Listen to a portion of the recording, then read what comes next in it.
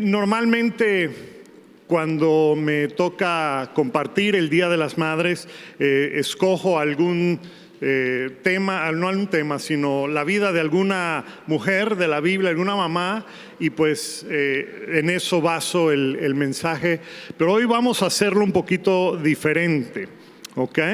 Así que vamos a orar para comenzar.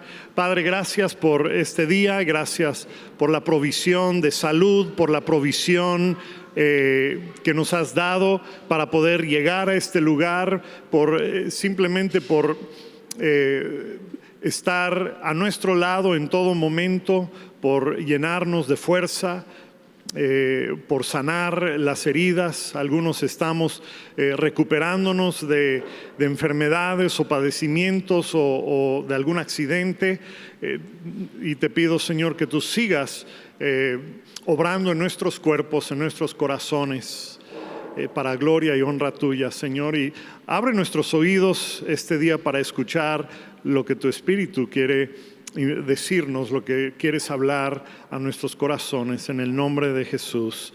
Amén.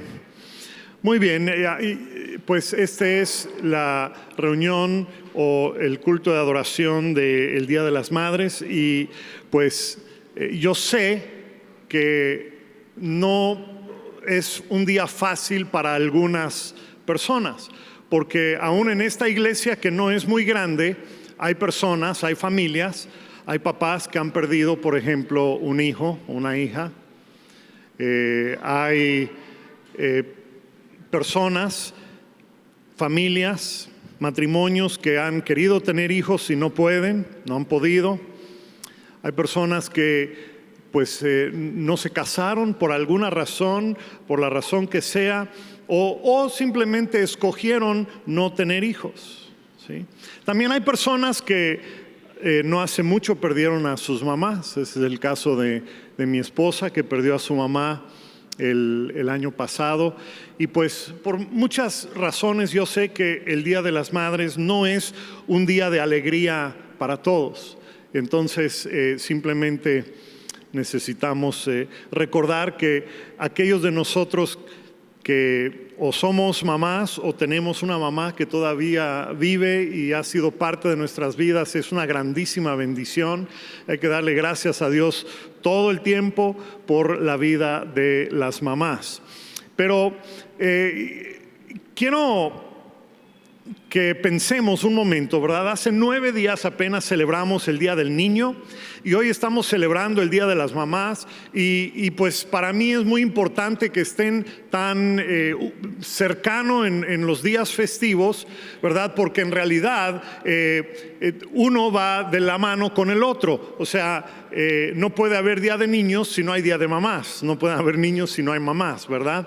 Entonces y es muy, muy importante la labor de las mamás para levantar a la siguiente generación.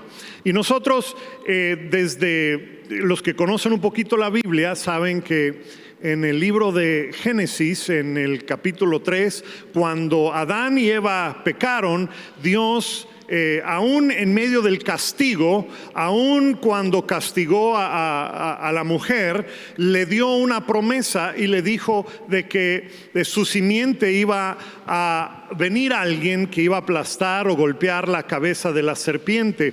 Y esa obviamente es una referencia directamente de Jesucristo, pero también es una referencia en potencia de todos los descendientes de Eva, de todos los descendientes de la mujer, porque cada uno de nosotros que caminamos en la luz, cada uno de nosotros que conocemos al Señor, cada uno de nosotros que ha entregado su vida al Señor, entiende que tiene la posibilidad, espiritualmente hablando, de hacer lo mismo. Somos llamados a destruir las obras del enemigo, somos llamados a derribar toda fortaleza, somos llamados a derribar todo pensamiento que se opone a Jesucristo. ¿Okay? Y de esa manera, espiritualmente hablando, es que golpeamos y aplastamos la cabeza de la serpiente. Amén. Así que el día de hoy, pues tal vez no seas mamá, pero eres hija, y eres hijo. Eres descendencia de Eva, es descendencia de la mujer, ¿sí? Y el día de hoy quiero que veamos un par de pasajes. El primero que vamos a ver es un salmo que es muy conocido. Y cuando lo empecemos a leer, ustedes van a decir, bueno, esto no sé qué tiene que ver con el Día de las Mamás, pero les prometo que sí tiene algo que ver con el Día de las Mamás, ¿ok? Es el Salmo 127. Y algunos de los salmos, muchos de los salmos, se usaban en aquel entonces, cuando los escribió David y durante esa época, bueno, no solo David, sino otros, los usaban para cantar cuando iban a adorar al templo. Y entonces el templo estaba en Jerusalén, y entonces habían cánticos de aquellos, para aquellos que iban a adorar y se ponían a cantar. Y normalmente los cánticos eran salmos de adoración, ¿okay? Y el Salmo 127, es uno de esos salmos, pero se van a dar cuenta que está un poquito raro, un poquito diferente, porque no encaja no suena como un salmo de adoración o de guerra o de victoria no es tan así, pero de todos modos era uno que usaban para cantar cuando iban a adorar. Así que vamos a leer el Salmo 127. Lo deben poder ver en sus pantallas o aquí detrás de mí en la pantalla. Dice el Salmo 127: si el Señor no construye la casa, el trabajo de los constructores es en vano, o pérdida de tiempo, dice esta versión. Si el Señor no protege la ciudad, protegerla con guardias o centinelas no sirve para nada. Es inútil que te esfuerces tanto desde temprano en la mañana hasta tarde en la noche y te preocupes por conseguir alimento, porque Dios es el que da descanso a sus amados. Los hijos son un regalo, una herencia del Señor, son una recompensa de su parte. Los hijos que le nacen al joven son como flechas en manos de un guerrero.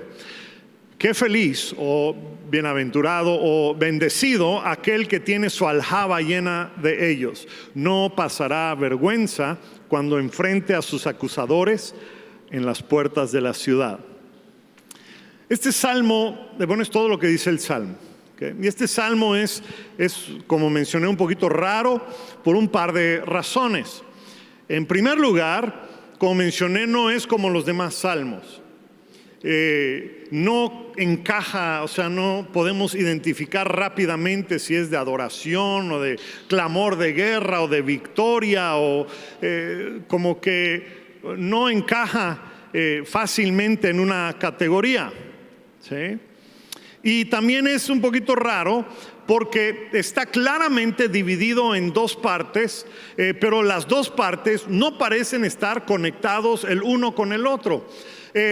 O sea, la primera parte del Salmo habla de casas, de construcción, de arquitectura, de los que cuidan la ciudad, y la segunda parte del Salmo habla de hijos. Y es como que, bueno, ¿y qué tiene que ver uno con el otro? Qué bueno que me hacen la pregunta. Permíteme, les respondo esa pregunta. ¿Qué tiene que ver uno con el otro? Bueno, la realidad es que sí tiene que ver uno con el otro. Y para poder entender cómo está conectado, necesitamos saber algunas cositas. En primer lugar, necesitamos saber quién escribió el Salmo. ¿Alguien sabe quién escribió este Salmo? No fue David, fue Salomón. ¿Sabían ustedes que Salomón escribió salmos también? Este es un salmo de Salomón, ¿okay? Ahora, recuerden ustedes, o si no lo recuerdan, se los informo, ¿verdad? Que su padre, David, quería construir el templo, ¿sí? Pero Dios le dijo a David que no lo podía construir porque él había sido un hombre de guerra y tenía demasiada sangre en sus manos y no podía construir el templo, y que lo iba a hacer. ¿Quién lo construyó? Su hijo Salomón, ¿sí? Y entonces Salomón pasó su vida, o una parte de su vida, construyendo uno de los edificios más esplendorosos que el mundo de aquel entonces jamás había visto. Era una verdadera hazaña histórica arquitectónica. Okay. Tal era el esplendor del edificio que iban reyes y gobernantes de otras tierras para conocer a Salomón, para escuchar su sabiduría. ¿Cuántos saben que era sabio para todos menos para él mismo? Pero eso es otra historia. Iban a escuchar a Salomón, iban a ver todo lo que había construido. Y entonces cuando ellos llegaban al monte donde estaba Jerusalén, porque Jerusalén está en la cima de un monte, y uno tiene que subir por el camino para llegar. Y cuando llegaban ahí arriba, todas estas personas que iban a visitar veían la ciudad y veían este tremendo edificio, impresionante el edificio, el templo que construyó Salomón. Y se quedaban así boquiabiertos, ¿sí? No había nada en todo el mundo como este templo que había construido Salomón, ¿sí? Y Salomón escribe este salmo para recordarle al pueblo que si Dios no edifica una casa, por más esplendorosa y magnífica y gigantesca y fabulosa que sea, es simplemente un edificio vacío. ¿Okay? Es nada más un edificio. A menos que Dios lo planifique, lo edifique, nada más es un edificio. Igualmente, una ciudad puede tener centinelas, puede tener un ejército poderoso, pero si Dios no extiende su mano en protección de la ciudad, los ejércitos, los centinelas, la ciudad no puede hacer nada. La ciudad puede caer, va a caer. Así que lo que comunica el autor es que al subir, imagínense, llega el día de la reunión de ir a adorar a Dios y está subiendo el pueblo, ¿verdad? Y entonces llega a la cima y ve la ciudad y ve este tremendo edificio. Y Salomón le está recordando al pueblo que cuando tú veas esa tremenda construcción, no te maravilles por la construcción, no te maravilles por el que la construyó, no adores la construcción, no adores a aquel que hizo todo esto aquí en este mundo. Más bien, maravíllate de que Dios habita en medio de ese edificio. Maravíllate de que Dios ha escogido bajar de su gloria y habitar en medio de un pueblo que habita en pecado.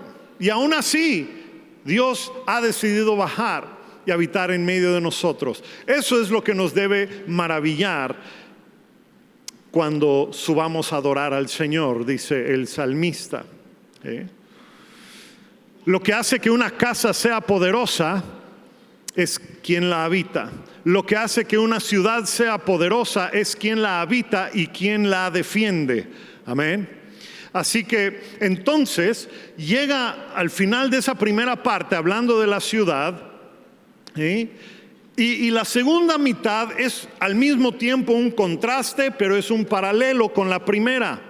¿Cómo es eso? Bueno, la primera mitad nos enseña que es el poder y la presencia y la voluntad y el cuidado de Dios lo que determina que un edificio o una casa o una ciudad sea grande y fuerte. Y justo donde termina la primera parte hay una promesa de Dios. El verso 2, si puedes poner el verso 2, dice que le da su descanso, su shalom, su paz. Dios es el que da descanso. Las personas pueden descansar tranquilas si es que edificaron su casa y su ciudad conforme al diseño y propósitos de Dios. ¿Okay? Bueno, esa es la primera parte y nos da a entender, ¿verdad?, de que hay personas que edifican casas, edifican cosas, edifican ciudades, pero lo hacen sin el Señor. Y entonces, después, las personas que edifican sin Dios quieren proteger lo que han edificado y lo que han construido, pero esas personas están llenas de ansiedad, están llenas de temor, no pueden descansar, no tienen paz, porque no han construido según el diseño del Señor, porque no han confiado en el Dios que los guarda y los protege. ¿Okay? Pero el pueblo que confía en que Dios lo guarda y lo protege, ese pueblo sí tiene paz y sí puede descansar. Y después viene la segunda parte y empieza como si fuera otro tema totalmente, pero no lo es, porque la primera parte habla de casa, pero la segunda parte habla de hogar. ¿Cuántos saben que no es lo mismo una casa que un hogar? ¿Sí? Habla de un hogar, y en un hogar hay familias, hay padres, hay hijos, y los hijos, dice, son un regalo del Señor, dice el verso 3, son una recompensa de su parte.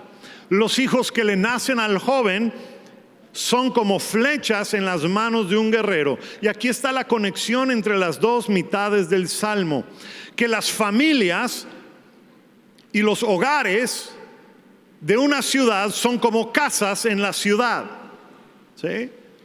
Y así como una casa que es construida sin Dios no puede mantenerse, de la misma manera un hogar que no está edificado de acuerdo a los planes y los propósitos y la palabra de Dios tampoco puede permanecer. Ese es el mensaje, esa es la conexión. Toda ciudad tiene casas, toda ciudad tiene familia, ¿sí? Y si la casa es edificada conforme a un diseño, y si la familia es edificada conforme al diseño y al patrón de Dios, entonces la familia y la ciudad será segura. Y entonces de esas familias y de esas ciudades saldrán hijos que van a ser como flechas en las manos de un guerrero y van a poder detener y derribar al enemigo para que no entre en los hogares y en las ciudades que son edificadas de esa manera. Pueden ver que ese es de lo que está hablando el salmista, ¿sí? Entonces, dice el versículo 5: feliz o bendecido, bienaventurado es aquel que tiene su aljaba lleno de hijos que han crecido conforme al patrón y al diseño de Dios en el hogar. ¿Okay? En el hogar. Dice: bendecidos aquel que tiene su aljaba lleno de ellos, no pasará vergüenza cuando enfrente a acusadores en las puertas de la ciudad. Esta última parte es un paralelo con la última parte del versículo 2, donde dice que Dios da descanso a sus amados. Cuando Dios edifica la familia, cuando los hijos son como flechas en manos de un guerrero, entonces la familia, los padres, los hijos, el hogar no tienen nada que temer de los acusadores, de los que hablan mal de uno. ¿Cuántos saben que hay personas que hablan mal de uno? ¿Verdad? Pero si tu hogar es edificado por el Señor conforme al diseño y al patrón que Él nos ha dado, no hay nada que temer de los que acusan. Por eso es que puedes descansar y tener shalom, paz, cuando eso sucede. ¿Okay? Es así como está desarrollado este salmo, muy interesante. Y entonces el salmo se usaba cuando el pueblo subía a adorar en este edificio maravilloso y esplendoroso, y Salomón le advierte al pueblo que mientras observas y te asombras en este edificio maravilloso y esplendoroso, Salomón nos advierte que el verdadero enfoque debe estar en Dios, el arquitecto por excelencia. Dios es el arquitecto de la vida. Amén. Y la casa no es una casa, es un hogar. Toda casa es un hogar donde habita una familia. ¿Ok? Y te recuerda que la ciudad tiene centinelas que la cuidan, y los hijos se convierten en esos guerreros y centinelas de la familia. Bueno, pues así es este pequeño y corto salmo. Y la pregunta es, ¿quién creen que es responsable de instruir y enseñar al niño desde pequeños para que conozcan y crean y tengan una relación con Dios? ¿A quién le corresponde eso? A los padres, pero mayormente recae sobre la mamá, sobre todo en las edades más pequeñas, ¿verdad? Y aún durante la adolescencia es la mamá generalmente la que pasa tiempo con los hijos. ¿Sí? Y hemos visto un pasaje del Antiguo Testamento, el Salmo 127, que habla de la importancia de que el hogar esté cimentado en la palabra y conforme al diseño del Señor. Y quiero que veamos 2, 3 versículos del Nuevo Testamento donde vemos un ejemplo muy marcado de esto que estamos hablando. ¿Qué sucede cuando hay un hogar donde la familia o donde el hogar está cimentado en la palabra de Dios? ¿Sí? Y quiero que vayamos a 2 de Timoteo, porque ahí hay una pequeña joya que nos va a servir el día de hoy para el Día de las Mamás. Así que mujeres, pongan especial atención aquí en 2 de Timoteo 3. Recuerden que Timoteo es un varón que Pablo escogió para llevárselo en viajes misioneros. ¿Okay?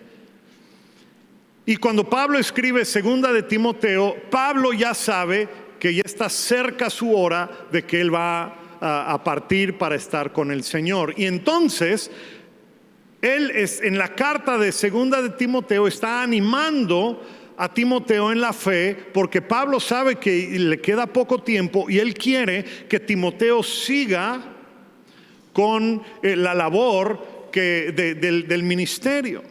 ¿Sí? Y entonces, por eso es que le escribe esta carta, entre otras cosas. Pero vean cómo dice. Vamos a sacar 2, 3 versículos que van a servir el día de hoy para el Día de las Madres. Vean cómo dice el verso 14. Dice, pero tú, o sea es Pablo, el tú es Timoteo, pero tú, Timoteo, debes permanecer fiel a las cosas que se te han enseñado. Sabes que son verdad, porque sabes que puedes confiar en quienes te las enseñaron. 15. Desde la niñez se te han enseñado las sagradas escrituras, las cuales te han dado la sabiduría para recibir la salvación que viene por confiar en Cristo Jesús. Quiero hacer nada más 2 observaciones con respecto a estos versículos. La primera observación, bueno, es una pregunta. Dice el verso 14, regresa al verso 14 por favor. Dice, recuerda, debes permanecer fiel a las cosas que se te han enseñado. ¿Ok? ¿Quién es el que le ha enseñado a Timoteo? ¿Sí? Bueno, eso es lo que vamos a ver. ¿Okay? Uno dirá, bueno, pues fue el mismo Pablo. Recuerda lo que te enseñé, pero no dice recuerda lo que yo te enseñé. Dice debes permanecer fiel a las cosas que se te han enseñado. Y en el verso 15, siguiente versículo, dice, desde la niñez se te han enseñado. Entonces ya no es Pablo. ¿Por qué no es Pablo? Pues porque Pablo lo conoció cuando era ya un joven, un chamaco así casi como Eumir, ¿verdad? Un jovenazo. Pero aquí dice que desde la niñez te han enseñado las Sagradas Escrituras. ¿Quién creen ustedes que le enseñó a Timoteo de las Sagradas Escrituras? Bueno, vamos a 2 de Timoteo 1, verso 5. Ahí está la respuesta. Vean cómo dice 2 de Timoteo 1:5, dice, me acuerdo de tu fe sincera, pues tú tienes la misma fe de la que primero estuvieran llenas, ¿quién? Tu abuela Loida y tu madre Eunice, y sé que esa fe sigue firme en ti. Ahí está. ¿Quién instruyó a Timoteo? Su abuela y su mamá. ¡Wow! ¿Y el papá? ¿Dónde quedó el papá? Si a mí me preguntaran, bueno, ¿quién te ha influenciado? Pues entre las personas yo pondría a mi papá. Pablo no menciona al papá, nada más menciona a la abuela y a la mamá. ¿Y el papá? Pues aquí está la respuesta a esa pregunta. En Hechos 16, que es cuando Pablo conoce a Timoteo. De hecho, es cuando nosotros conocemos a Timoteo. Por primera vez es mencionado su nombre en la Biblia. Está en Hechos 16. Vean cómo dice Hechos 16, verso 1. Pablo fue primero a Derbe y luego a Listra, donde había un discípulo joven llamado Timoteo. Su madre era, ¿qué cosa? Creyente judía, pero su padre era griego. Ahí está la respuesta. Aquí vemos por qué Timoteo recibe la palabra de Dios y la semilla del evangelio. Es porque su mamá era cristiana, era judía, y por ser judía conocía las escrituras, y después se convierte y es cristiana. Y entonces, cuando es cristiana y conoce las escrituras, ella empieza a impartir a su hijo Timoteo de aquello que ella tenía y lo que había recibido. Y el papá, bueno, aquí dice el papá era griego. Básicamente significa él no conocía a Dios y no tenía conocimiento de las escrituras. Esa es la realidad de la vida de Timoteo. Era inconverso el papá. Así que es debido a la fe y la conducta y la instrucción de la mamá que causa que Timoteo conozca y reciba la semilla del evangelio del Señor Jesucristo. Y Dios usó grandemente a Timoteo en la iglesia del primer siglo. Cuando Pablo fallece, Timoteo junto con otros apóstoles continúan la obra del apóstol Pablo. Y saben que hay muchas personas en esta misma situación donde la mamá es cristiana y el papá no lo es. Y si ese es tu caso, entonces tienes las mismas herramientas que tuvo Timoteo cuando iba creciendo, porque Dios es quien iba edificando ese hogar donde creció Timoteo, y es Dios el que va edificando tu casa y tu familia, aunque uno de los dos no esté caminando con el Señor. Es Dios el que edifica la casa. Así que no hay pretexto para decir, es que pues, mi papá no es cristiano y pues y entonces pues yo tampoco. No podemos echarle la culpa a alguno de los padres.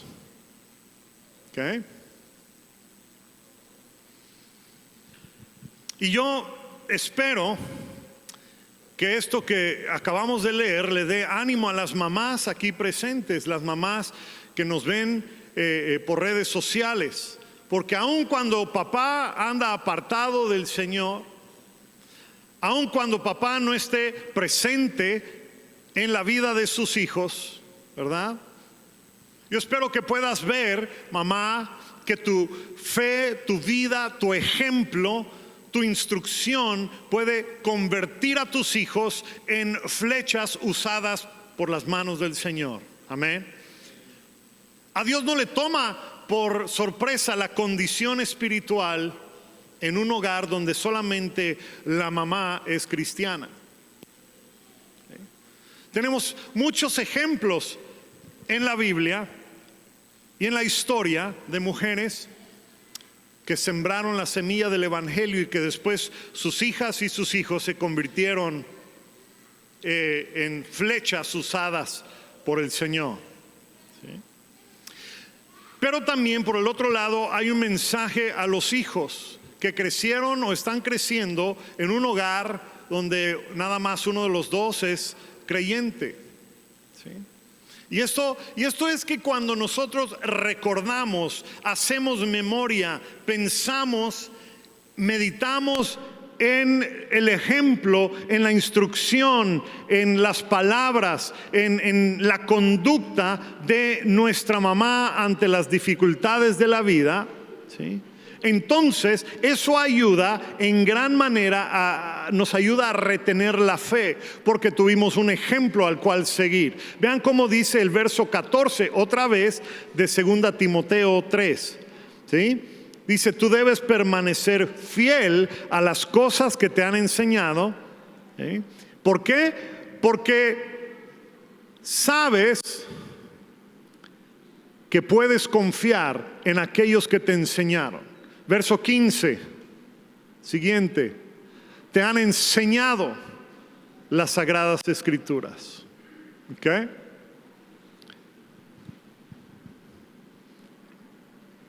Pablo no le dice a Timoteo: recuerda todo lo que yo te enseñé. Pablo le dice a Timoteo: recuerda lo que aprendiste de tu mamá y de tu abuela. Amén. Es una bendición tremenda cuando hay madres, abuelas, mamás, hijos, hijas. Hay una bendición generacional tremendo cuando ocurre eso en una familia. ¿Sí? A lo mejor tú no creciste en un hogar cristiano.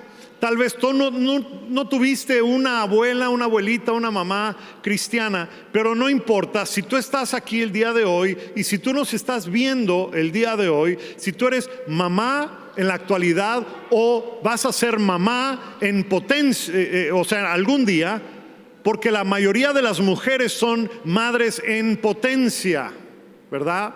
Entonces recuerda que tienes una gran responsabilidad para con Dios en la manera en que tú creces a tus hijos, a los hijos que tienes en este momento o a los hijos que vas a tener en el futuro. Recuerda que aquello que haces hoy, aquello que le enseñas a tus hijos, aquello que modelas para ellos, forja en ellos el carácter necesario para ser usado por Dios. ¿Sí? La Biblia está, el Señor, Dios, está interesado en que estas bendiciones generacionales continúen de generación en generación. Y aún cuando no todas las mujeres son mamás, físicamente hablando, también hay un llamado para que las mujeres sean madres espirituales, porque creo que es en Tito 2 donde el apóstol Pablo le dice a las mujeres mayores, a las mujeres maduras, que sean ellas las que les enseñen a las jóvenes. ¿Okay? Así que aunque no hayas podido tener hijos o aunque ya seas grande de edad, tus hijos están ya grandes y lejos de aquí, eso no importa, no te quita la responsabilidad, mamá, de influir en las siguientes generaciones. Le dice Pablo allá en Tito que las mujeres maduras les enseñen a las jóvenes. Todas las mujeres tienen una grandísima responsabilidad como mamás físicas y como mamás espirituales. Esa es la enseñanza que hay a través de toda la Biblia. ¿Okay? Amén.